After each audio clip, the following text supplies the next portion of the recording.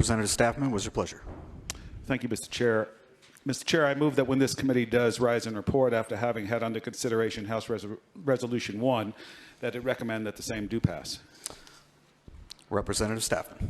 Thank you, Mr. Chair, members of the body.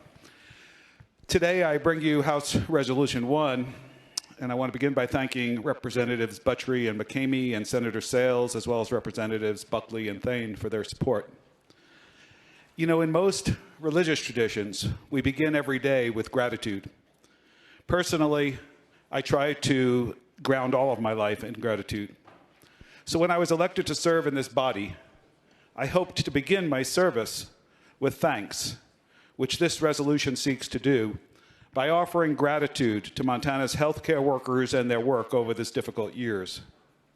It was serendipity that my effort would be labeled House Resolution 1, so that the first numbered House resolution would be one of gratitude, and that this bill reaches the floor precisely on the day of the first anniversary of the pandemic's start. For much of 2020, I spoke almost nightly with my surgeon daughter. She was working trauma surgery where she treated emergencies like car accidents and gunshot wounds. Obviously, these patients couldn't be tested before she rushed them into surgery and stood over them, sometimes for hours. Like most all healthcare workers, she often lacked adequate PPE and testing supplies. She worried that she would carry the infection home to her loved ones. She had to deal with quickly evolving health recommendations and protocols, and she had to work insane hours, sometimes 16 hours a day, all week long, sometimes without a day off in weeks, as colleagues became ill or were quarantined. At the committee hearing on this bill, we heard from many healthcare workers and healthcare organizations about how our healthcare workers faced these sorts of extraordinary challenges and more. So as we heard these stories nightly during this past year, all my wife and I could do was pray for our healthcare workers in solidarity with them and with the thousands of Montana parents and spouses and siblings and families who had lived this reality for much of the year. Early on in the pandemic, at 7 p.m. every night, many of my constituents came out of their homes banging pots and pans, playing their instruments, expressing appreciation for and celebrating our healthcare workers. We all heard the many stories of nurses providing compassionate end-of-life care to patients who were facing their final moments without the comfort of in-person time with their family, about how they managed without proper PPE and much more. I learned from hospital officials and the Montana Hospital Association and the Montana Nurses Association and many others that healthcare workers were feeling very appreciated at the start of all this, but as time went on, that seriously waned.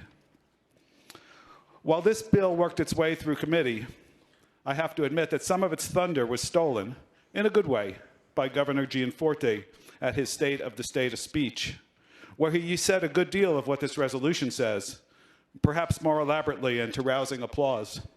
Today, it's this body's turn to join the governor in acknowledging and thanking these folks. So it did take a good while to get this through committee in order to wordsmith the language to meet the concerns of most committee members. And there was an amendment at one point, an amendment removed, and then another amendment. 1 minute. And in the process, we inadvertently removed a couple of clauses that ought to be added back. And so, Mr. Chair, at this point, I'd like to offer an amendment. If I can find the language. I move that when this committee does rise and report, after having had consideration, amendment number. Representative Staffman, do you wish to have amendment HR 00010020002 posted and deemed read? That's what I'd like. Thank you, Mr. Chair. So ordered. Representative Staffman. Thank you. If I could just speak very briefly to the amendment, it just adds two little things. One, it adds back the word first responders. As we know, many first responders are EMTs and ambulance drivers and paramedics and some critical care nurses, and so they do fall under the definition of healthcare workers, but to be clear, we wanted to include them expressly. And then the second change would be at the very end, where we would ask the chief clerk of the House of Representatives to send a copy of the resolution to the various organizations that are impacted by this. And I think those were removed as a result of the rush of the amendments of committee.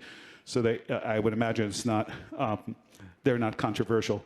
With that, I will stand by for discussion on the amendment.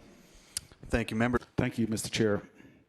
I'm going to vote in favor of this resolution as amended, although I must say I'm very disappointed. I do think that there's a difference between folks who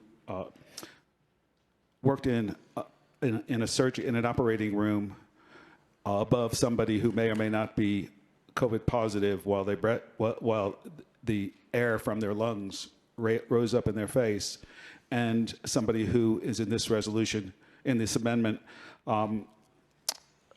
is a cannabis seller or a pawnbroker or owns a laundromat.